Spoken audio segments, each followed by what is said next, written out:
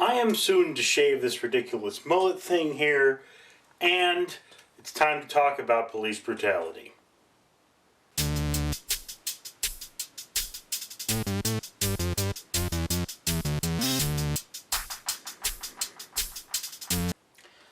Alright, now it was some time ago that Tricia Hirschberger asked about what to do with police brutality in a naked blog.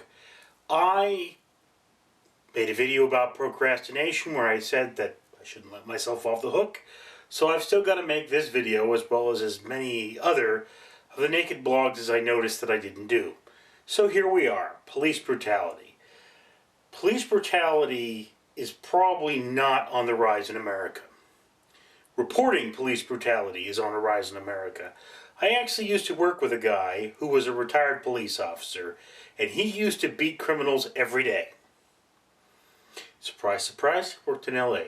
But at the time, that was just what one did. It was not right. And beating criminals was part of being a cop. You either did it or you were off the force. Nowadays, we don't do that because hopefully we're a little more enlightened. But so what do we do about the possibility or the fact that police officers do tend to abuse criminals? You know, everybody talks about the body camera. Obviously, body cameras, more surveillance are a good thing. It protects the honest cop. There's even now what they say is a pistol camera or a sidearm camera that fits on the policeman's weapon so that when he points it, you know, you absolutely know what he's shooting at because that's the world we live in. Of course, this comes with the other basic problem of, hey, we all screw up. Police officer is going to screw up and people are going to get hurt. This is probably an inevitable truth. So I guess there should be a certain kind of understanding that goes along with the, well, if you're injured and you're scared, you make bad decisions. That needs to be understood. But, look, police officers have a hard job. One of the first things, well, the first thing you do obviously is the accountability of the camera. The second thing one might do in looking at why police become inappropriately brutal towards criminals is, are they appropriately paid? Because if you cannot afford to get your bathroom fixed when the toilet explodes, you're probably not going to do any job very well. So that's the thing. I mean, one of the big reasons why police officers give out so many tickets in California is because that's how their department makes money. A large amount of that money goes back into the department. It's probably not a good idea for that to be how it is, because that degrades a police officer to basically a mercenary. He's not giving you a ticket to protect the public. He's giving you a ticket so that his department can make money and he can, you know, remain employed. So that's a bad thing. Yes, proper funding for the police department and proper pay for police officers is certainly important. Now, another thing that should be addressed is the fact that firefighters are given special training to control their breathing and keep a cool head in dangerous environments, because freaking out means you make bad decisions and then people get hurt. So why don't we give this training to police officers? That's very important. Teach police officers to keep a cool head in bad situations, because getting upset, look, you're a police officer. We hold police officers to a higher standard than a regular civilian.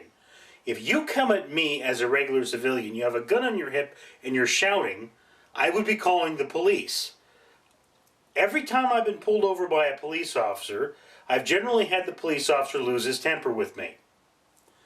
Every one of those officers should have been pulled from the force, you know, put on hold for 3 days because they basically threatened me. That's what they did.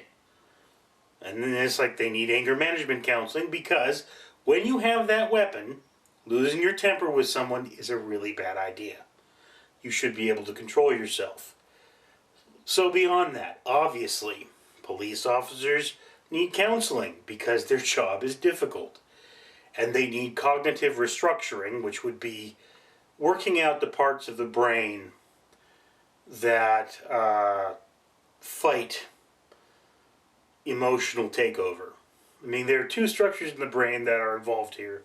The amygdala, which regulates your emotional response and suppresses your memory. The hippocampus, which regulates your memory and suppresses your emotional responses. So we should come up with some cognitive restructuring, some basically brain exercises that strengthen the hippocampus, because police officers are going to need to know that. It's just basic understanding. And I mean, yeah, look, the resource needs to be there for a police officer. They need to be able to get out their anger in a positive way and not go crazy on some criminals. Now, there is also another problem that needs to be addressed. That problem is we're putting people in jail for stupid reasons. The reason for jail is twofold. One is to protect the public from people who are dangerous. There are a lot of people in jail who are there for smoking pot. And that's really not all that dangerous. Just saying. But I do happen to know there was a guy who had once been arrested for literally biting someone, was back on the street 3 days later because I saw them. Yeah. Okay. Number one, protect the public. Number two, reform the criminal. It's called the corrective system for a reason. Correctional facilities, which means you have some kind of a problem, and we are going to correct that problem and make you a better human being. This is one of those things we need to do, is a police officer needs to be able to arrest somebody. That person then needs to get a fair trial, and then their life is not ruined so that they spend the rest of their life being a hardened criminal. Just one of those things. However, what we do use our prison system for in America here is slave labor. It is legal to enslave somebody if they're a prisoner, which is wrong. If a prisoner is doing work, they should get just compensation for that work. End of conversation. That should be it. There was a time when, due to overcrowding, California was ordered to release certain prisoners, and they refused, citing that this would deplete their labor force. Yeah. Something's clearly wrong. A prisoner should not give up their humanity simply because they've committed a crime. Certain crimes, they would be expected to give up their life. But you still have to understand that this is a human being to a certain extent damaged by the system, whereas we need to incarcerate them to protect them, or to protect the public or them from themselves.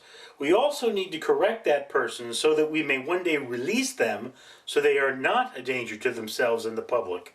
They need to become productive members of society who pay taxes like the rest of us. That's not what happens.